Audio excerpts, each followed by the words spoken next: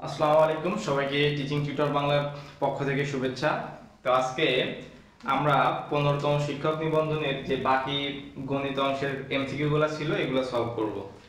তো প্রিভিয়াস ক্লাসে আমরা করছিলাম পার্ট 1 এ 10টা এমসিকিউ সলভ করছিলাম। তো আজকে আমরা করব মোটামুটি বাকি যে ম্যাথগুলো আছে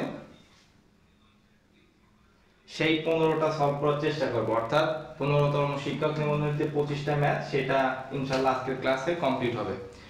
তো আমার কথা ক্লিয়ার শোনা যাচ্ছে কিনা একটু কমেন্ট করবেন এবং অবশ্যই আপনাদের প্রোফাইলে একটু শেয়ার করে দিবেন যে আশেপাশে যারা আছে তারা যেন ক্লাসটা করতে পারে। তো এরপরে আজকে 15তম আমি বলছিলাম যে 15তম নিবন্ধনটা একটু কঠিন ম্যাথগুলা, তো আশা করি এর পরের ক্লাসগুলো আরো সহজ হবে। তো যারা এর প্রিভিয়াস ক্লাসগুলো করেন নাই 11, 12, 13, 14, তো সেইগুলো অবশ্যই দেখে আসবেন বা দেখবেন, আমার ইউটিউব চ্যানেলে আছে,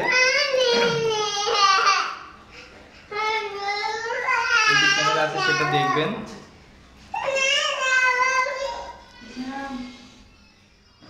আচ্ছা, তো একটু লেট করছি 2-1 মিনিট যেন সবাই জয়েন হতে পারে, এছাড়া আর কিছু না। তারপর আমরা ক্লাসটা শুরু করবো ইনশাল্লাহ।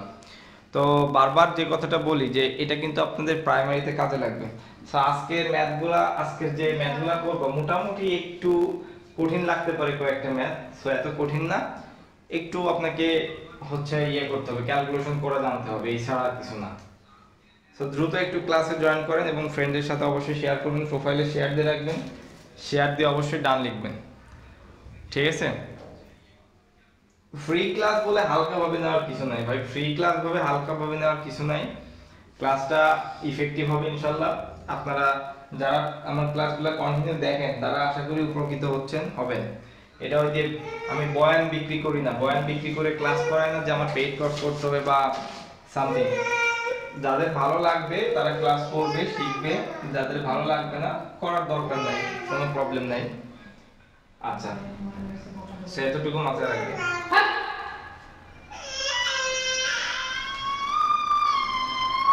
ওকে, সো আমরা খুব শীঘ্রই ম্যাথ শুরু করব।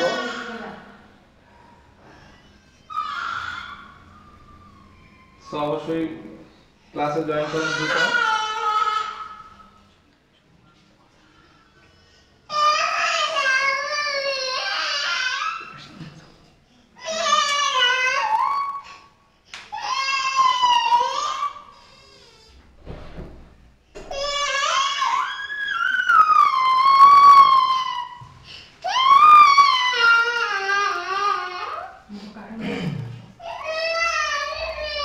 তো আমরা শুরু করি নাকি 11 নম্বর ম্যাথটা দিয়ে। কি বলছে 11 নম্বর ম্যাথে? বলছে 1/5 log x 2187 √3 = 1 এর মান কত, এটা বলছে। সো এইখানে আমাদের 81, 27, 27, এইটাকে প্রথমে আপনার যে কাজটা করতে হবে সেটা হচ্ছে লসাগু করতে হবে, ঠিক আছে? একটু লসাগু করতে হবে। দেখেন 3 9 87 7, হাতে থাকে কত 2, 3 2 6 8, 3 7 21। সো এই লসাগু করারও কিন্তু নিয়ম আছে, লসাগু করারও নিয়ম আছে কিন্তু, হ্যাঁ? ওকে, দেখেন এই নিয়মটা আমি পরে শেখাবো, শর্টকাট নিয়ম আছে। 3 3 কে 9, 3 4 12, 2 হাতে 1, 3 2 6 আর 1 7, 3 ওকে 3, 3 8 24, 3 27 81, 3 9 27, 3 3 কে 9, কয়টা? একটা, দুইটা, তিনটা, চারটা, পাঁচটা, ছয়টা, সাতটা, 3 হচ্ছে। তাহলে আমাদের যে প্রথম ম্যাথটা বলছে 21 87 √3, তাহলে আমরা এই 21 87 এটাকে করে পাচ্ছি 3 এর পাওয়ার কত 7, এই যে এটা লিখলাম, আর এই যে √3, হ্যাঁ? তাহলে 7 3 এর পাওয়ার হাফ, তাহলে একটা 3 কমন নিব। আমি আগেই বলছি যে এরকম যখন থাকবে তখন আমরা কি করব, পাওয়ারটা যোগ করে দিব, তাহলে 7 + 1/2, তো আমরা 3, এই 2 লসাগু 7 দুগুণী 14 যোগ 2 রে 2 দিয়ে ভাগ দিলে কত হচ্ছে 1 হচ্ছে, এবং 1 কে উপর এই 1 দিয়ে গুণ করলে 1 হয়, তাহলে 3 পাওয়ার কত 15/2 হচ্ছে। ওকে, আচ্ছা তাহলে আমার এখানে কি ছিল 1/5 log x, ভিতরে এটা কি করে আমি কত পাচ্ছি 3 পাওয়ার 15/2, তাই না, সমান 1। ওকে, এখন আমরা জানি যে এই যে লগ এর সামনে যেটা থাকে, ধরেন যে এরকম আছে 2 log x 2 বা এখানে 4, এই 2টাকে আমরা কি করতে পারি log x এই 4 এর পাওয়ার হিসেবে নিয়ে যেতে পারি, ঠিক আছে, 4 এর পাওয়ার হিসেবে নিয়ে যেতে পারি। ওকে, তাহলে log x 15/2 এইটার পাওয়ার 1/5 এ নিয়ে যেতে পারি আমরা। হ্যাঁ, ক্লিয়ার? কিছু জিনিসের বেসিক বুঝতে হয়, কিছু জিনিসের বেসিক না বুঝলে আপনি একদমই অঙ্ক করতে পারবেন না। ওকে, এইবার আমাদের এইখানে যে এইটা 3 পাওয়ার, এই পাওয়ারটা আর এই পাওয়ারটা কি হবে গুণ হয়ে যাবে, কেন এই যে ব্র্যাকেট আছে এই জন্য। তাহলে গুণ যদি হয় তাহলে অবশ্যই এরকম হবে, দেখেন 1/5 1/15 বা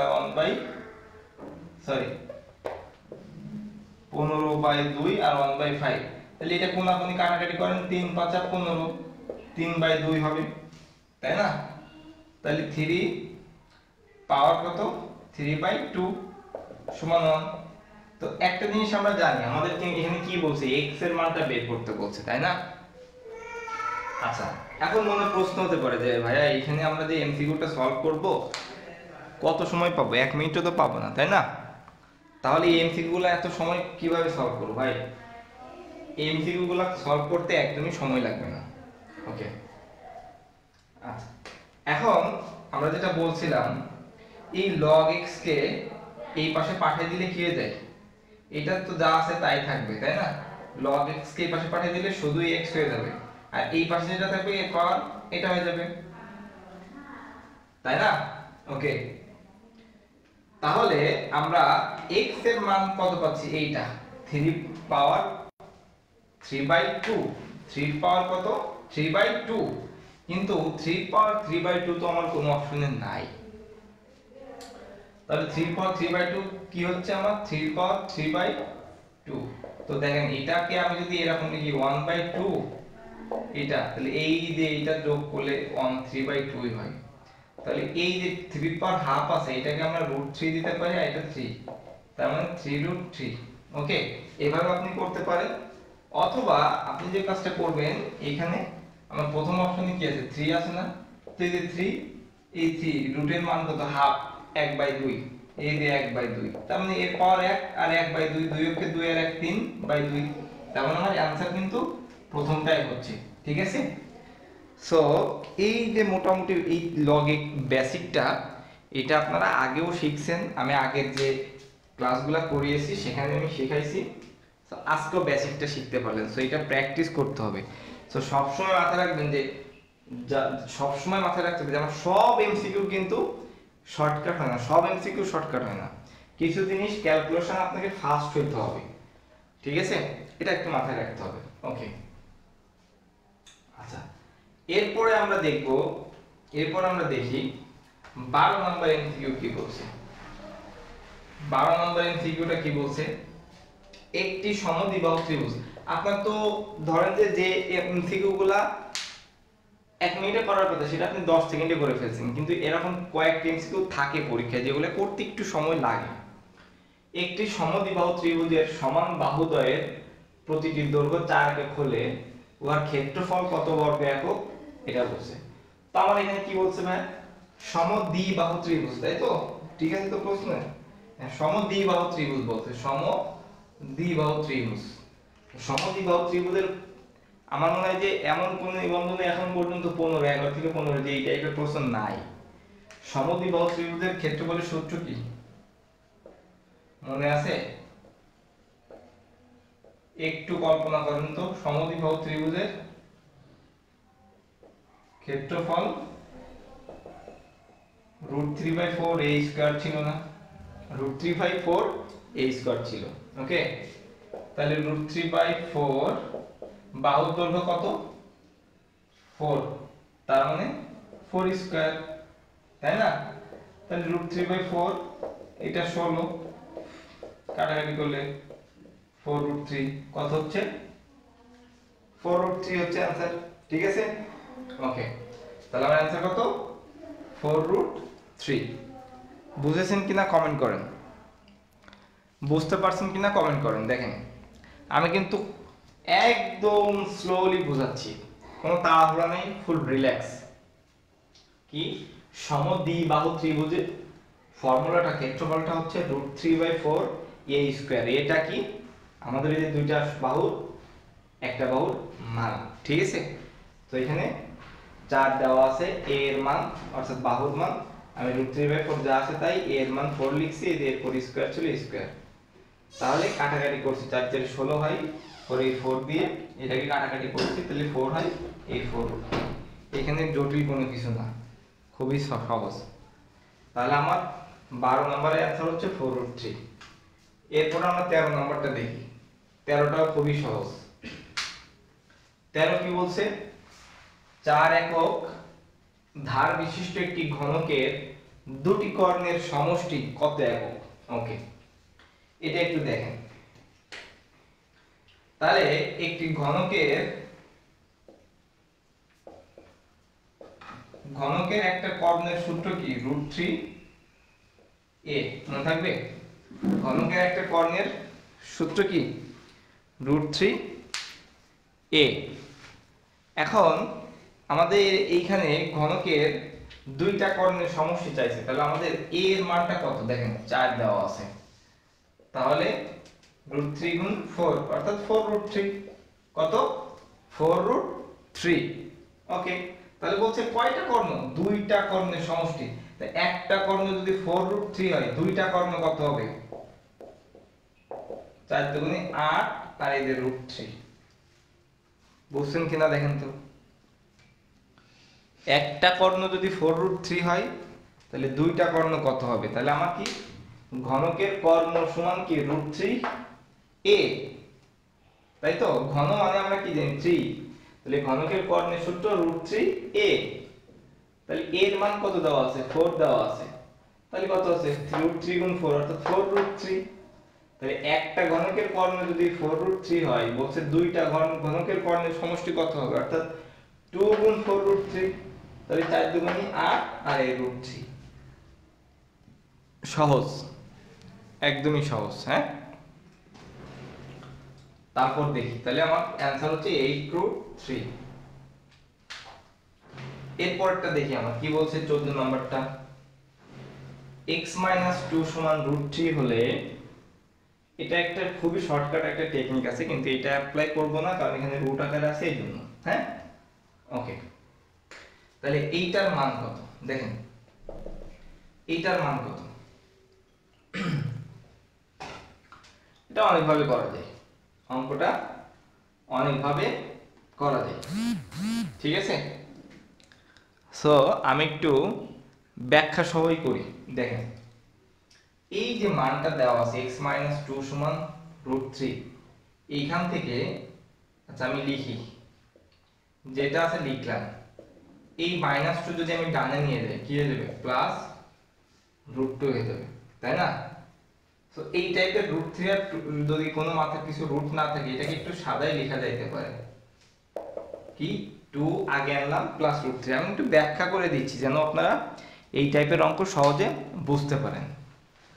তো একটা জিনিস সবসময় মাথায় রাখবেন, যদি এইরকম কোনো অঙ্ক থাকে যেটা হচ্ছে 2 3 অর্থাৎ তার পার্থক্য আমি যদি রুট বাদ দিই তাহলে পার্থক্য কত? 1। তো এইখানে দেখেন x আছে না, তাহলে x এর মান 2 +√3, এখানে 1/x আছে না। তো আমি যদি এখান থেকে একবার 1/x সমান লিখি, এটা 1/x সমান লিখি, এইটার বিপরীত চিহ্ন হয়ে যাবে। মানে এখানে শুধু x ছিল, এর নিচে 1 ছিল, এইটা x আছে মানে এর নিচে 1। তো এইখানে যদি এটা যদি 2 +√3 হয়, আমি যদি এটাকে উল্টাই দিই 1 - x লিখি, তাহলে এইটাও উল্টে যাবে, অর্থাৎ 2 প্লাস ছিল মাইনাস হয়ে যাবে। তো বেশি সময় লাগবে না, এটা 2 - √3 হয়ে যাবে। তাহলে x এর মান যদি 2 +√3 হয়, 1/x এর মান হবে 2 - √3। ক্লিয়ার? ওকে, আশা করি ক্লিয়ার। এখন আমার এখানে কি বলছে দেখেন, এটা মাত্র কয়েক সেকেন্ড লাগবে করতে আপনার, দেখে আপনি বুঝে ফেলবেন, এত কিছু তো করা লাগবে না। x প্লাস 4 এর হিসাব বাদ দেন, 4 এর হিসাব বাদ দেন, x প্লাস 1/x, তার মানে এই x এর মান আর 1/x এর মান আমি কি করব, যোগ করব। তাহলে x এর মান 2 প্লাস √3, এই যে প্লাস 1/x এর মান কত, 2 মাইনাস √3, তাহলে এই মাইনাস √3 প্লাস √3 কেটে গেল, 2 আর 2 কত হচ্ছে 4, তাহলে x প্লাস 1/x এর মান কত হচ্ছে 4। এখন আমার এইখানে কত বলছে, 4 বের করতে বলছে না, ভালো করে খেয়াল করেন তো, 4 বের করতে বলছে, তাহলে আমার কত হচ্ছে 4 বের করতে বলছে। ওকে,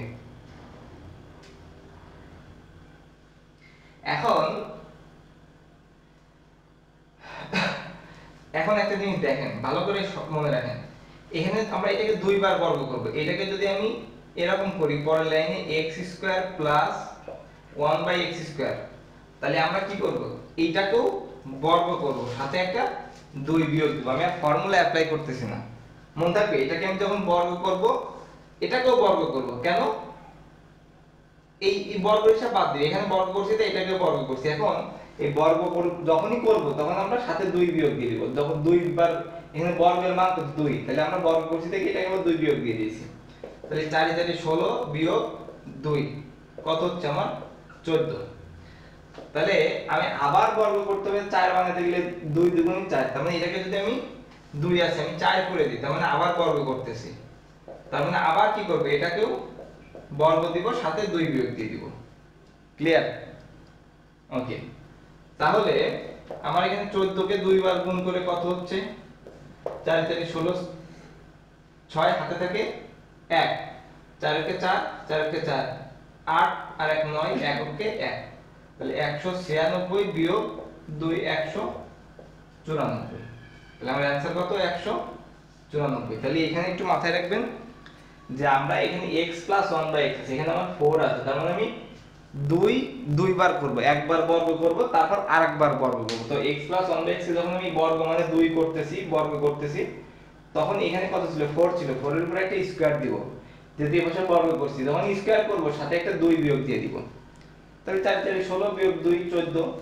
তাহলে আমি 4 বানাইতে গেলে কি করতে হবে, এটাকে আবার বর্গ করতে হবে, অর্থাৎ x এর পর 2 ছিল 4 হয়ে যাচ্ছে, প্লাস 1/x² ছিল 1/x 4 হয়ে যাচ্ছে, তাহলে আমি আবার বর্গ করতেছি না, তাহলে আমি আবার কি করব, 14 এর স্কয়ার দিব, যখন স্কয়ার দিব সাথে একটা 2 বিয়োগ দিয়ে দিব, যেটা হবে সেটা অ্যানসার। ঠিক আছে?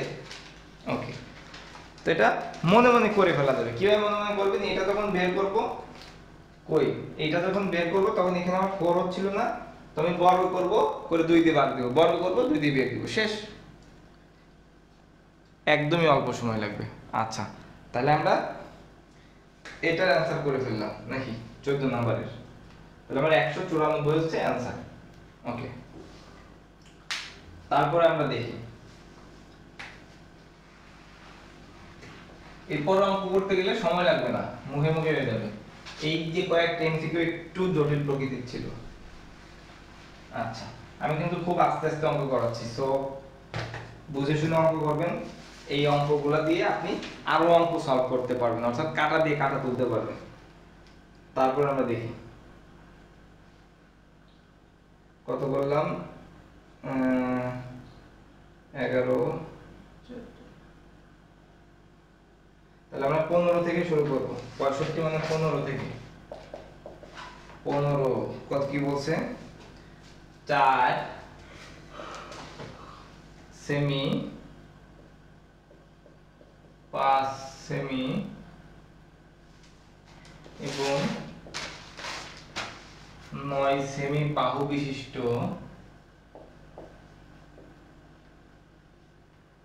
বিশিষ্ট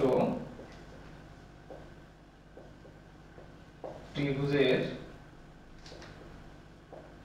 ক্ষেত্রফল কত বর্গ। আচ্ছা, আমি অপশন লিখতেছি না, তারপরটা দেখি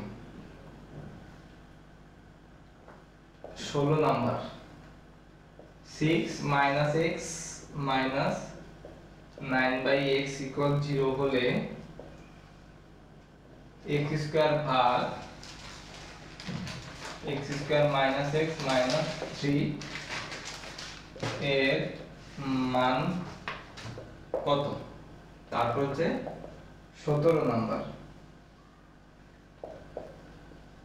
tan থিটা সমান minus 5/12 π/2 less than theta less than pi হলে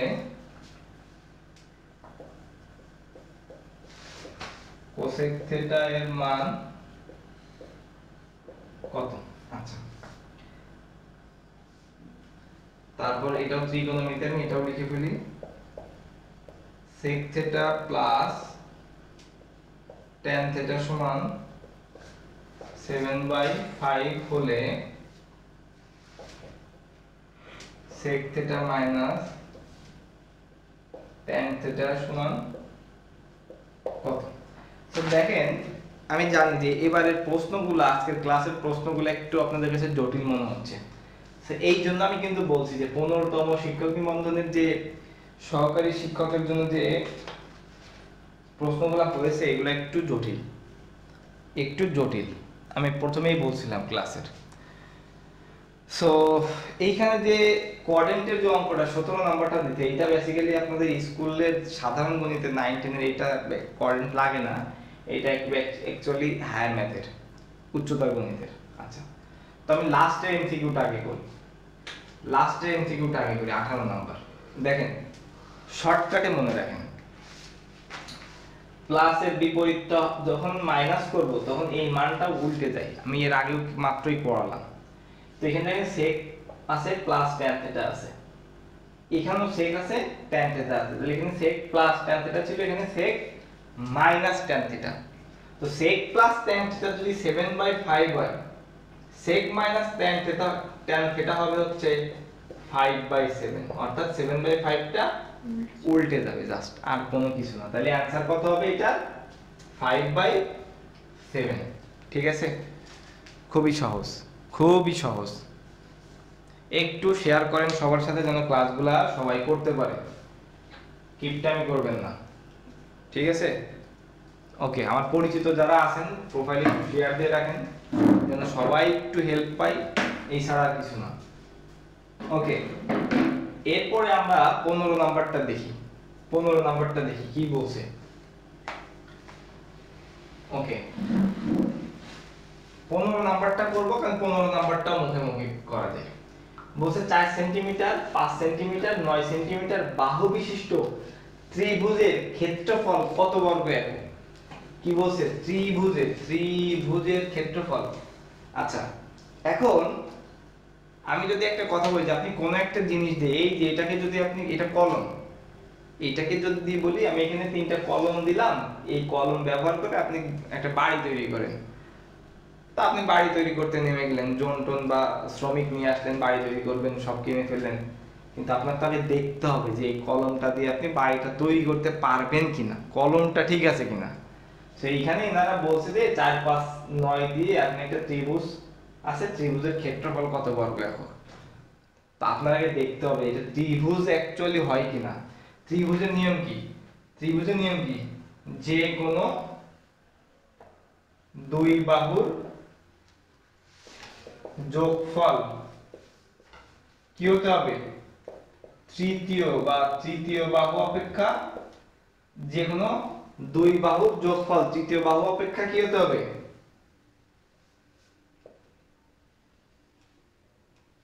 বাহুর বড় হতে হবে, তাই তো? ওকে,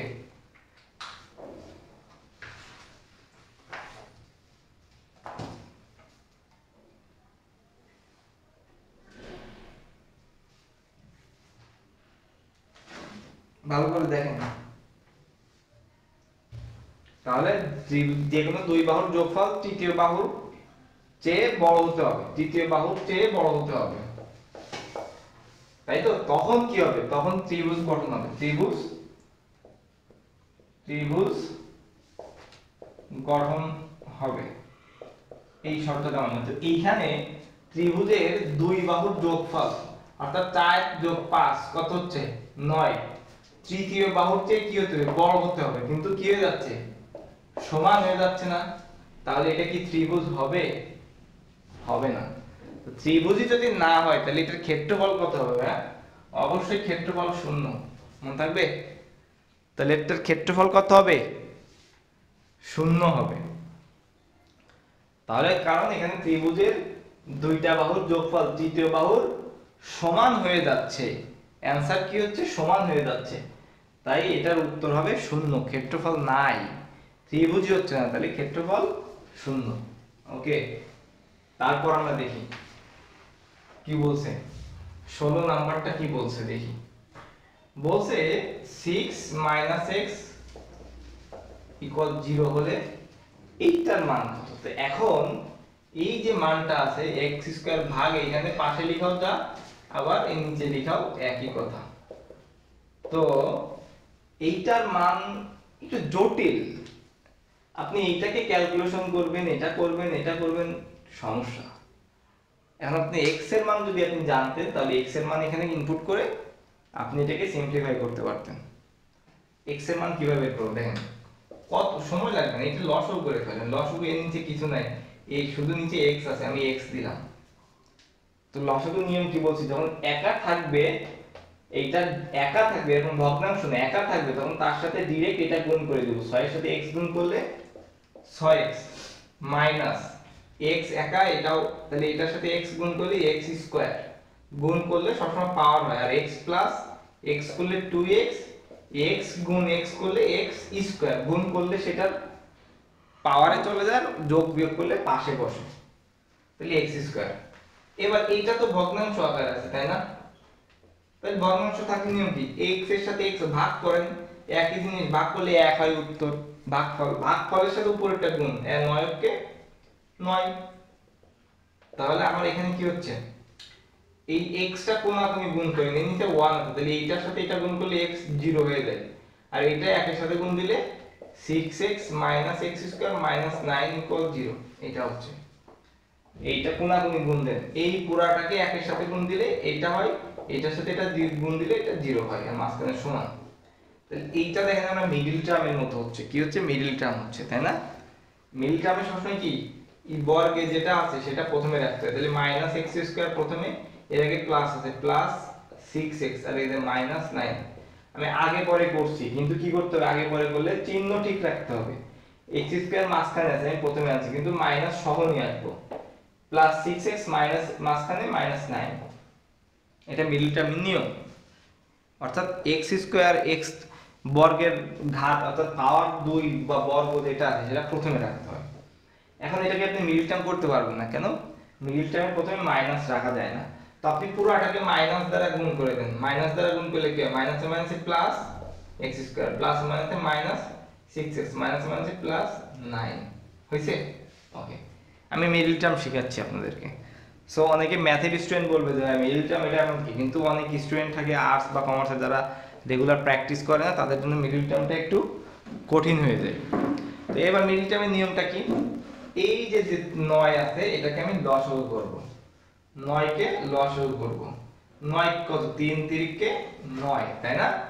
হ্যাঁ, তাহলে আমি কয়টা সংখ্যা পেলাম, দুইটা সংখ্যা, একটা 3 আর একটা 3। এই দুইটা সংখ্যা যোগ বা বিয়োগ করলে -6 বানাইতে হবে, আর গুণ করলে 9 বানাইতে হবে। হচ্ছে তো 3 আর 3 6, 3 3 কে 9। এবার দেখেন মিডল টার্মের নিয়ম কি, এই x² এখানে যে চিহ্ন থাকবে সেই চিহ্ন দিব, 3 আছে অর্থাৎ 3x, তাহলে আমি তো আরেকটা পেলাম 3, তাহলে এখানেও 3x। এখন সমস্যা, এখানে কি প্লাস দিব না মাইনাস দিব, অবশ্যই দেখেন এখানে -6 আছে, আমার -3x হয়েছে, বাড়াইতে গেলে কি করতে হবে, চিহ্ন একই হইতে হবে, এখানে যদি মাইনাস থাকে এখানেও মাইনাস দিতে হবে, আর এই যে +9 এই +9। এবার করেন, এই দুই জায়গা থেকে যদি আমি x² আর x থেকে x কমন নিব, তো এই দুইটা x থেকে একটা x নিয়ে নিলাম, একটা x থাকে, এই মাইনাস এই মাইনাস, এই x একটা ছিল নিয়ে নিছি 3, মানে কমন নিলে দুই জায়গা থেকেই কমবে। তাহলে এইখানে একই ভাবে এই মাইনাস এবার একটা জিনিস দেখেন, এখানে x মাইনাস থ্রি হলে এখানেও x মাইনাস থ্রি হবে। x এর সাথে কত গুণ করব, 3 কত ছিল 3, এটা 3 সমান 0। আচ্ছা এই পাশে না করি, এই পাশে ফাঁকা রাখি। তাইলে আমার এখানে কত হচ্ছে, x মাইনাস থ্রি দুইটা ছিল, একটা x মাইনাস থ্রি নিব, এই x মাইনাস থ্রি, এই x মাইনাস থ্রি। ঠিক আছে, ওকে।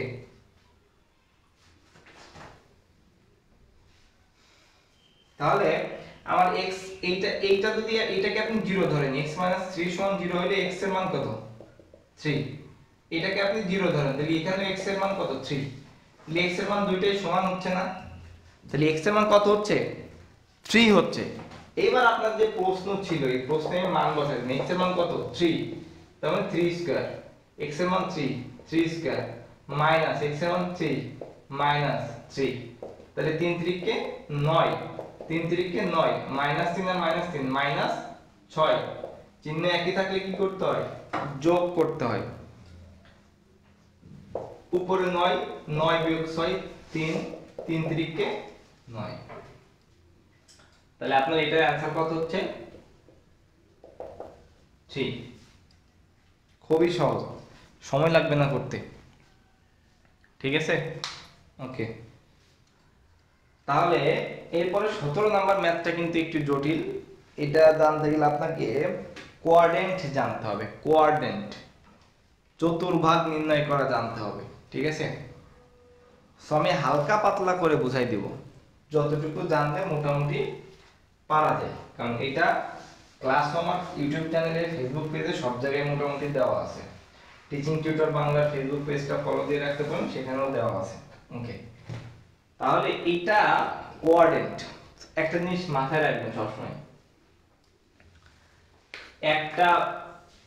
একটা বাহুর মান দেখেন 5 12 13, ঠিক আছে, 3 4 5, 3 4 5, এগুলো হচ্ছে ত্রিভুজের বাহু। কেমন বাহু, সমকোণী ত্রিভুজের। দেখেন এই যে 5 12 13 3 4 5, তো এই বাহুটার মান যদি 13 হয়, এইটার মান যদি 12 হয়, তাহলে এটার মান কত, 13 একটা 12 একটা, আরেকটার মান 5। ক্লিয়ার?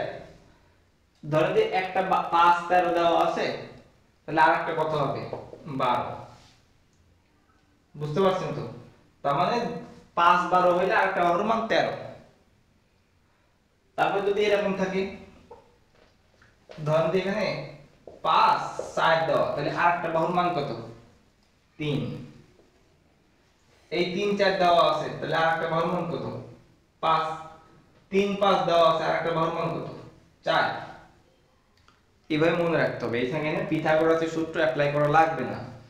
তো আরেকটা জিনিস মনে রাখতে হবে, সেটা হচ্ছে দেখেন সাইন থিটা, সাইনের সাথে কার সম্পর্ক। আচ্ছা এত কিছু না বলি, আমি জাস্ট যে ম্যাথটা আছে এটা শুধু দেখেন। ট্যান থিটা আছে, দেখেন ট্যান থিটা আছে, ট্যান থিটা সমান আমরা জানি লম্ব বাই ভূমি। কেন, এটা আপনারা নিশ্চয়ই পড়ছেন, টেরা লম্বা ভূত, টেরা লম্বা ভূত 9 10 এ পড়ছেন। টেরাতে কি ট্যান, লম্বতে হচ্ছে লম্ব, ভূততে কি ভূমি, অর্থাৎ ট্যান থিটা সমান লম্ব বাই ভূমি। তাহলে ট্যান এরটা মনে রাখবেন কি টেরা লম্বা ভূত। ঠিক আছে, আচ্ছা তাহলে লম্বটা কি দেখেন, আমি যদি সব মনে রাখি, এই যে এটা যদি থিটা হয়, খুব ভালো করে একটু খেয়াল করেন, যদি এই টাইপের প্রশ্ন আসে ইনশাআল্লাহ পারবেন। এই সমকোণ এটা কিন্তু 90 ডিগ্রি, এটা কিন্তু 90 ডিগ্রি, মানে 90 ডিগ্রি কখন এই বরাবর, এই বরাবর ব্যাকে বাঁকা গেল, এই বরাবর যাবে, বাকিটা এভাবে যাবে। তাহলে এইটা এই কোণের সাপেক্ষে এটা আমি থিটা দিছি, কারণ থিটা যে কোণ দিব তার বিপরীত বাহুটা, এই যে এই বাহুটা হবে কি লম্ব, আর এই যে সমকোণের বিপরীতটা হবে কি অতিভুজ। সমকোণের বিপরীত এই বাহু, এটা হচ্ছে অতিভুজ, আর বাকি যে বাহুটা থাকবে সেটা কি ভূমি। এখন প্রশ্ন হলো দেখেন, আমি এখানে আরেকটা ত্রিভুজ আঁকি, একটু বেসিক শিখাচ্ছি দেখেন। আচ্ছা, এটা তো সমকোণী, তো এই থিটা কোণটা যদি আমি এইখানে দিতাম তাহলে কি এইটা লম্ব হতো, মানে এই বাহুটা লম্ব হতো, এটা ভূমি দিছিলাম, এটা ভূমি হতো না। আমি কি বলছি, যে কোণটা, এই কোণটা দেওয়া যাবে না, কারণ এটা এটা বাদে বাকি দুইটা কোণ দিয়ে দেওয়া যাবে। এই কোণ যেটা বলছি, যে কোণ ধরবো এখানে থিটা আছে, তার মানে হচ্ছে এখানে যদি আমি থিটা দিই তাহলে এই কোণের বিপরীত বাহুটা হবে লম্ব। আমরা যে কোণ ধরবো তার বিপরীত যে বাহুটা থাকবে সেটা লম্ব হবে। সমকোণের বিপরীত মানে এটা 90 ডিগ্রি, এই বিপরীতটা হবে কি, অতিভুজ। আর বাকি যে বাহুটা থাকবে সেটা কি, ভূমি। বুঝতে পারছেন তো নাকি? ওকে, তাহলে আমার এখানে কি বলছে, টেরা লম্বা বুত, তার মানে এটা কি লম্ব, এটা কি ভূমি। তাহলে আমার এই এখানে লম্ব কত ছিল, এটা লম্ব হচ্ছে 5 আর ভূমি কত 12। তাহলে এই বাহুর মানটা কত হবে, অবশ্যই 13। এই যে 5 12 একটা হলে আরেকটা 13, ঠিক আছে। এখন এখন আপনার এখানে কি বলছে, কোসেক থিটা বলছে, কোসেক থিটা বলছে। তো এখানে যেহেতু লিখছে টেরা লম্বা বুত, আর একটা লিখে রাখেন, সাগরে, সাগরে কি লবণ আছে বা অনেক, তাহলে সাগরে কি সাইন থিটা বা সাইন, সাগরে সাইন, লবণেতে লম্ব, আছেতে অনেক বা অতিভুজ, অনেকও লিখতে পারেন। হ্যাঁ, তাহলে আমরা কি লিখতে পারি, সাইন থিটা সমান লম্ব বাই অতিভুজ। এই জিনিসগুলো নোট করে রাখেন, একটা অঙ্ক দেখলে বাকি সব করতে পারবেন। সাইন থিটা সমান লম্ব বাই অতিভুজ। তো সাইড নোট হিসেবে লিখে রাখেন, দেখেন ট্যান থিটার সাথে কি কট থিটার সম্পর্ক। যদি আমাদের কট থিটা বলতো, কট থিটা, তাহলে ট্যান কে উল্টাই দিতাম, তাহলে ভূমি বাই লম্ব হতো। ক্লিয়ার? সাইনের সাথে কার সম্পর্ক, কোসেকের সম্পর্ক। কার, কোসেকের। সাইন যদি লম্ব বাই অতিভুজ হয়, কোসেক কি হবে, অতিভুজ বাই লম্ব। মনে থাকবে, ট্যানের সাথে কটের সম্পর্ক আর সাইনের সাথে কোসেকের সম্পর্ক। তাহলে ট্যান যদি লম্ব বাই ভূমি হয়, কট হবে ভূমি বাই লম্ব। সাইন যদি লম্ব বাই অতিভুজ হয়, কোসেক হবে অতিভুজ বাই লম্ব। তো এইখানে অতিভুজ কত আছে, অতিভুজ কত আছে, অতিভুজ হচ্ছে 13, অতিভুজ কত 13, আর ভূমি কত আছে 12, 13 বাই 12। তো এখন প্রবলেম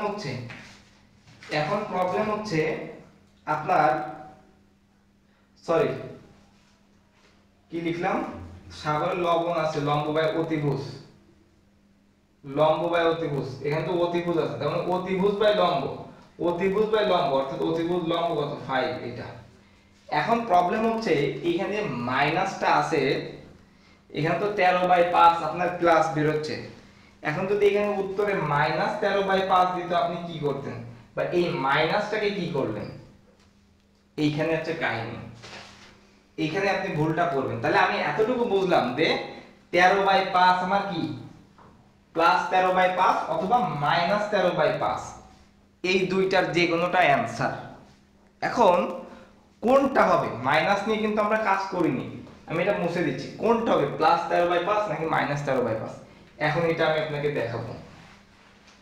এই জন্য আমি বলছি 15তমটা একটু কঠিন ম্যাথ গুলাই পরীক্ষায় দিছে, একটু বুঝতে হবে। দেখেন কোয়াড্রেন্ট বলছেন, কোয়াড্রেন্ট বা চতুর্ভাগ কোর্স করেন, কোর্সিং চতুর্ভাগ যারা সায়েন্সের তারা পারবে। চতুর্ভাগ মানে কি, চারটা অংশ, চারটা ভাগ, এই এক, এই দেখেন এইটা কি, এটা হচ্ছে প্রথম চতুর্ভাগ। হ্যাঁ, এই ঘড়ির কাঁটার উল্টা দিক, ঘড়ির কাঁটা কি এদিক দিয়ে ঘোরে না, ঘড়ির কাঁটার উল্টা, প্রথম দ্বিতীয় তৃতীয়, এটা চতুর্থ ঘর। হ্যাঁ, এই প্রথম ঘর এটা কার কার ঘর, এটা এটা দেখেন সাইনের ঘর, কোসেকের ঘর, ট্যানের ঘর, কটের ঘর, কজের ঘর, সেকের ঘর, মানে এটা এক কথায় অলের ঘর। কার ঘর? অলের ঘর। বুঝতে পারছেন তো নাকি? তাহলে অল, এটা যদি মনে রাখতে চান এইভাবে দেখেন, অল স্টুডেন্টস টেক কেয়ার। কেমনে? ওয়াল এটা হচ্ছে প্রথম চতুর্ভাগ, স্টুডেন্টে এস আছে না, তার মানে সাইন, আর সাইনের সাথে কার সম্পর্ক? কোসেকের। ট্যান আছে না, এটা কি? এটা কত? এটা প্রথম চতুর্ভাগ, এটা কি দ্বিতীয় চতুর্ভাগ, এটা কি তৃতীয় চতুর্ভাগ, মানে কার ঘরে কোনটা বসবে? টি তে কি ট্যান, ট্যানের সাথে কার? কট।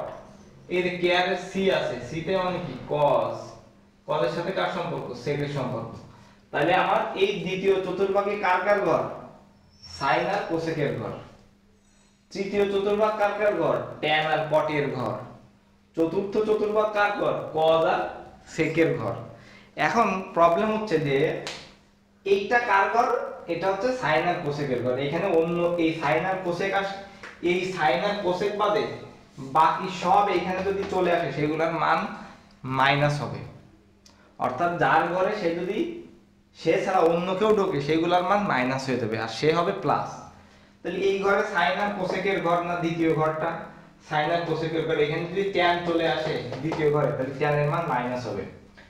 তাহলে একটা জিনিস আপনি দেখেন, এই ঘরে কি সব প্লাস, কি সব প্লাস, ঠিক আছে? আর বাকি ট্যান, ট্যানের ঘর কোথায় প্লাস? দেখেন তো, তৃতীয় চতুর্ভাগ না ট্যানের ঘর? তাহলে ট্যান কোথায় প্লাস হবে? এইখানে প্লাস হবে, তাই তো? বাকি এই দ্বিতীয় আর চতুর্থ ঘর কি ট্যানের ঘর? না। এই দুই ঘরের ভিতরে যদি ট্যান ঢুকে যায় তাহলে কি হবে? এটা মাইনাস হয়ে যাবে, কারণ এই দুইটা ট্যানের ঘর না। যার ঘরে সে যদি না যে অন্য ঘরে চলে যায় তখন তার মান মাইনাস হয়ে যায়। তাহলে অবশ্যই এইটা দ্বিতীয় চতুর্ভাগে আছে, ঠিক আছে? এটা দ্বিতীয়।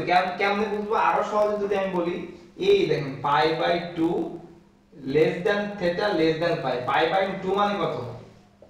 পায়ের মানে 180, পায়ের মানে 180। তাহলে 180 কে যদি 2 দিয়ে ভাগ দিই কত হয়? 90 হয়। 90 এর চেয়ে কি থিটা বড়, আর পাই মানে কত? 180। তাহলে এই প্রত্যেকটা ঘরের মান 90 ডিগ্রি, তাহলে 90 এর চেয়ে কত বড়? তাহলে এই 90 এর চেয়ে বড় মানে এই ঘর, আর এই 90 আর এই 90 180 এইখানে 180 এর চেয়ে কি 30 মাথায় সবসময় ছোট মান বসে। এই যে 30 মাথায় হচ্ছে ছোট মান, এই ঘর বড় মান, তাহলে 180 এর চেয়ে থিটার মান ছোট। এখানে 180 এর চেয়ে ছোট মানে কি পেছনের ঘর, তাহলে দ্বিতীয় চতুর্ভাগে যাচ্ছে। বুঝছেন? তাহলে দ্বিতীয় চতুর্ভাগে কার ঘর ছিল? সাইন আর কোসেক ছিল না? তাহলে আমার বের করতে বলছে কি কোসেক না?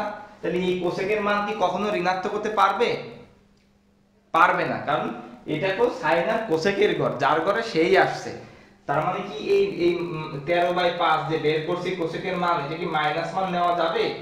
যাবে না, কারণ এটা যার ঘরে সেই প্রবেশ করছে। তার মানে 13/5 হবে উত্তর, প্লাস 13/5। সো এই জন্য বললাম যে এটা একটু সময় সাপেক্ষ ব্যাপার। মানে এইটুক জানলে আপনি হায়ার ম্যাথের কোঅর্ডিনেটে সব জানতে পারবেন, সব পারবেন মোটামুটি। আচ্ছা, তারপরে আমরা দেখি, একটু ধৈর্য সহকারে ক্লাস দেখতে হবে। এই বেসিক জিনিসগুলো আপনাকে জানতে হবে, আপনি সব শর্টকাটে করতে পারবেন না, শর্টকাটে সব করা যায় না। ওকে, তাহলে 14, 15, 16, 17, 19 করবো, তাই তো? 18 করছি, 19 করবো। দেখেন এটা মুখোমুখি হয়ে যাবে। এবার 19 নাম্বার কি বলছে? একটি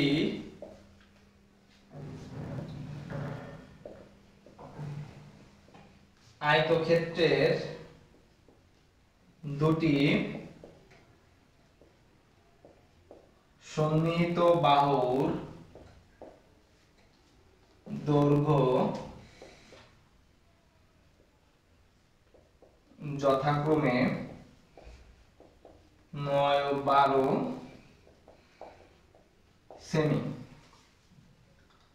অন্তর্ভুক্ত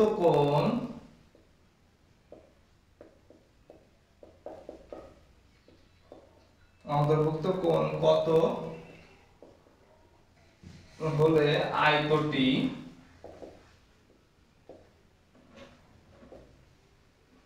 আঁকা সম্ভব। ওকে, তারপরের প্রশ্নটা দেখি কি বলছে।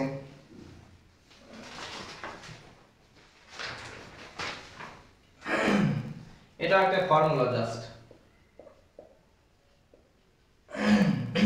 স্বাভাবিক সংখ্যার, এটা আপনারা পারবেন আমি জানি, সংখ্যার বর্গের সমষ্টি কত। 21 কি বলছে,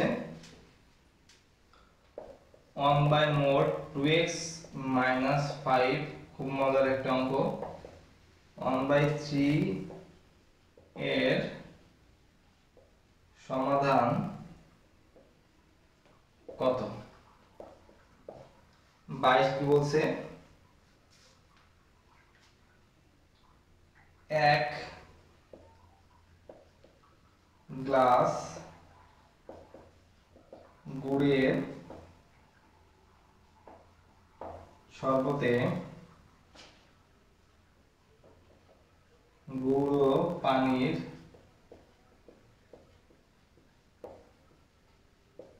অনুপাত 4:6 হলে গুড়ের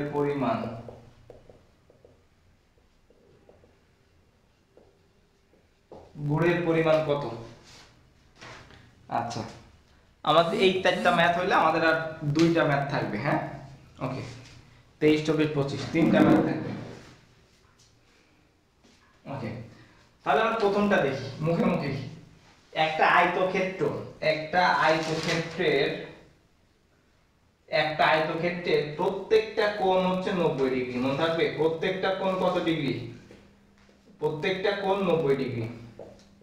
মনে রাখবেন যে আয়তের বাহুর যাই হোক, বাহুর দৈর্ঘ্য যদি আমি এই পর্যন্ত এরকম বাড়াই দিই, সে 90 ডিগ্রি হবে। তাহলে নোট করে রাখেন, আয়তের, আমি যেটা বলতেছি, আয়তের বাহুর দৈর্ঘ্য যাই হোক বা যতই হোক না কেন, আয়তক্ষেত্রের সন্নিহিত প্রত্যেকটা কোণের মান কত ডিগ্রি? 90 ডিগ্রি। মনে থাকবে? তাহলে আমার অ্যানসার কত হবে? এটার অ্যানসার হবে 90 ডিগ্রি।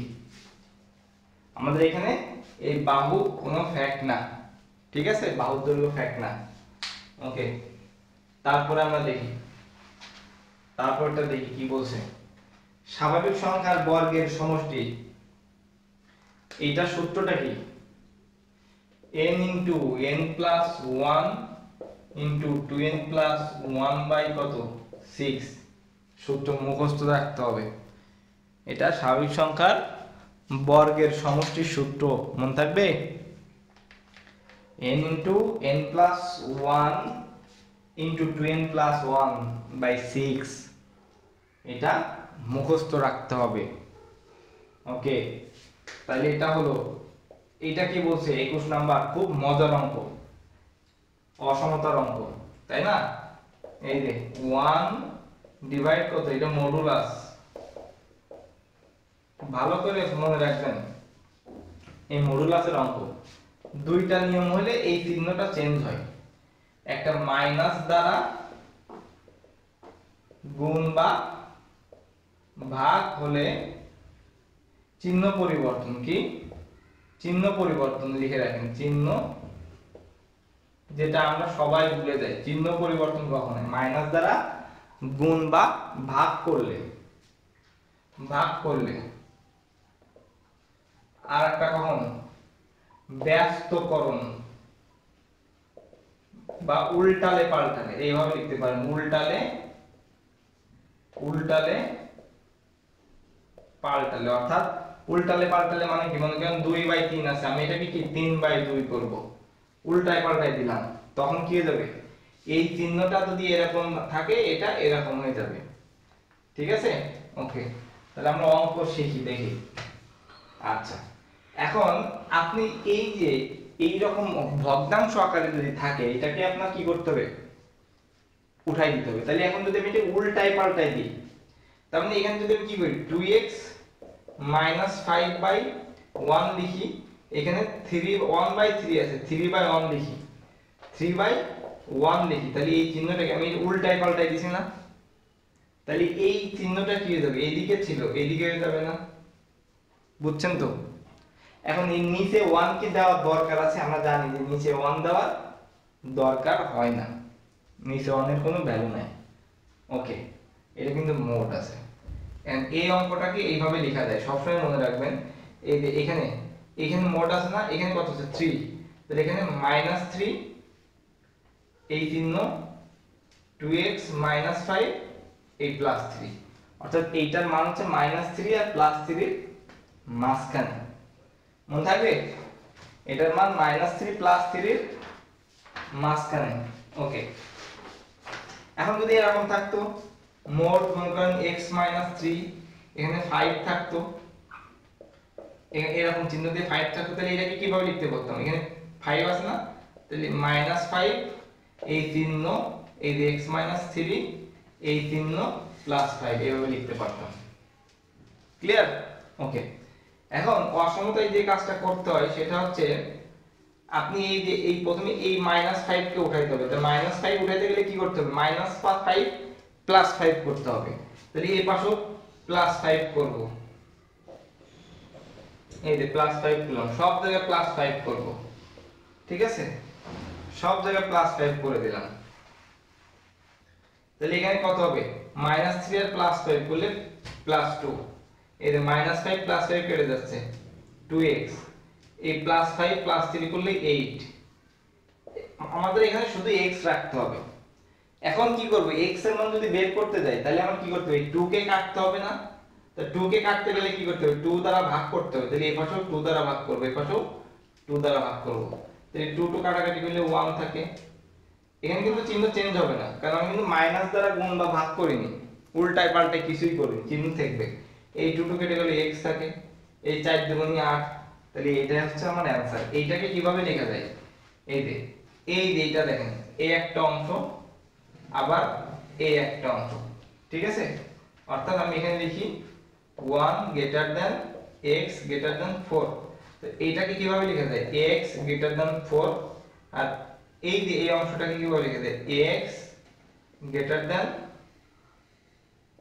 1, কেন দেখেন x টা তীরের মাথায় আছে, তো আমি এইদিকে x টাকে এইদিকে লিখছি, 1 টাকে এইদিকে লিখছি, আমি তীরের মাথায় রাখছি, এই একটা এই দুটো হচ্ছে অ্যানসার, ঠিক আছে? x < 1 ও x < 4 অপশন এভাবে দেওয়া আছে, এজন্য আমি এভাবে লিখলাম।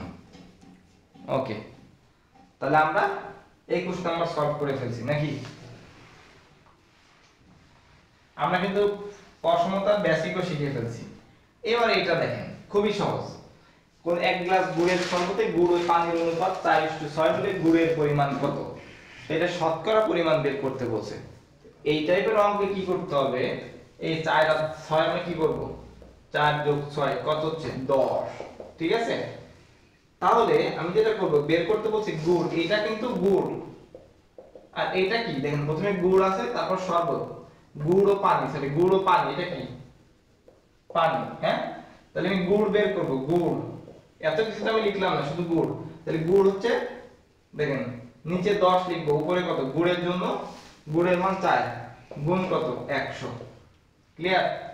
তাহলে কাটাকাটি করেন, 10 10 এ 100, 4 10 এ কত 40, শেষ। যদি এখানে পানি বের করতে বলে অ্যানসার কত, এটার অ্যানসার হচ্ছে আমার 40%, এটা অ্যানসার। যদি এখানে পানি বের করতে বলতো কিভাবে বলতো, এই যে সেম ভাবে নিচে 10 থাকতো, এখানে 100 থাকতো, পানির জন্য কত, এই যে 6 6, তাহলে 10 10 এ 100, 6 10 এ 60%, দেখেন 60 আর 40 100 হয়ে যাচ্ছে। ওকে, 22 নম্বরও শেষ। আমরা তিনটা ম্যাথ করে আজকের ক্লাসটা ইনশাআল্লাহ শেষ করে দিব। তিনটা ম্যাথ খুবই সহজ ম্যাথ। দেখেন আমাদের আজকে কিন্তু আমি মোটামুটি খুব স্লোলি অঙ্ক করালাম এবং বেসিক সবই বোঝালাম, আজকে তেমন কোনো শর্টকাট নাই। ওকে, এরপর দেখি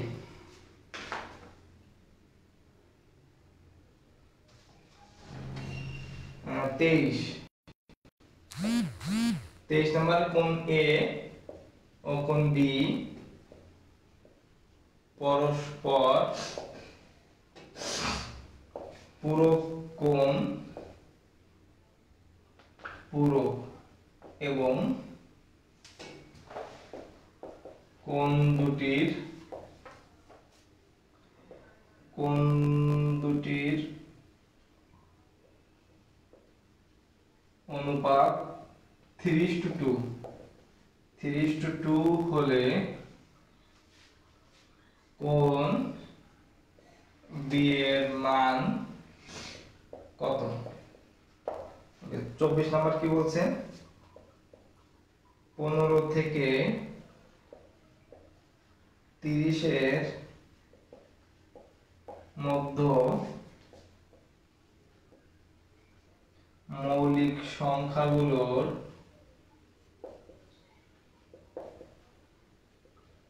যোগফল কত? ওকে, তারপর 25 নাম্বার কি বলছে?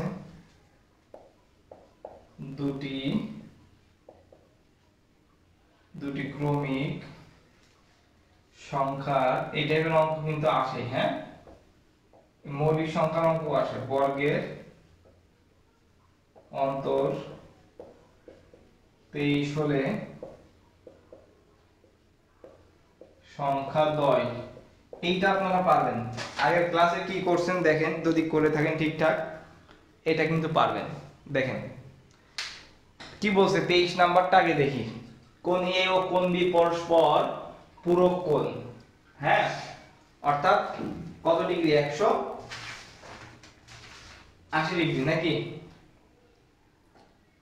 180 ডিগ্রি না, পূরক কোণ 90 ডিগ্রি হবে, হ্যাঁ, এবং কোণ দুটির অনুপাত 3:2 হলে, তো আমি যদি এরকম ধরি, এটা কি এ কোণ আর এটা কি বি কোণ, তাহলে কোণ এ সমান কত? 3x ধরে নিলাম, আর কোণ বি সমান কত?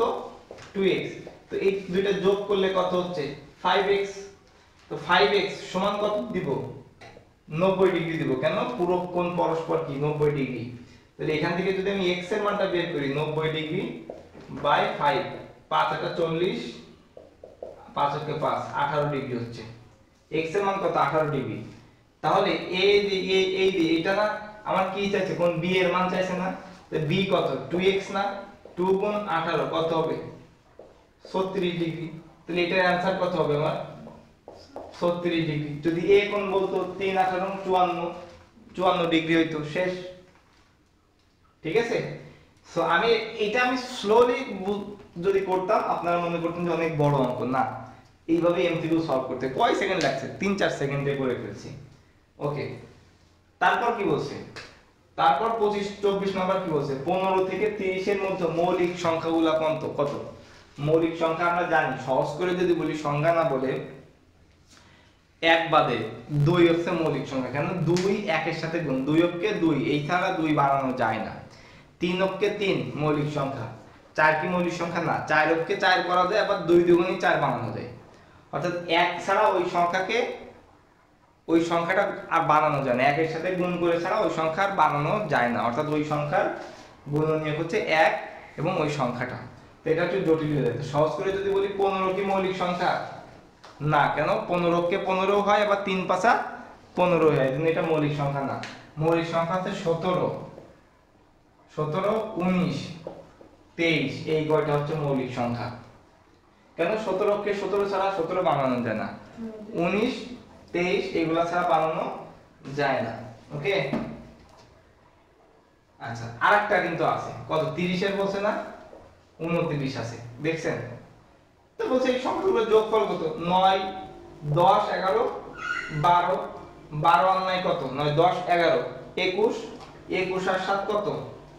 28, তাই না?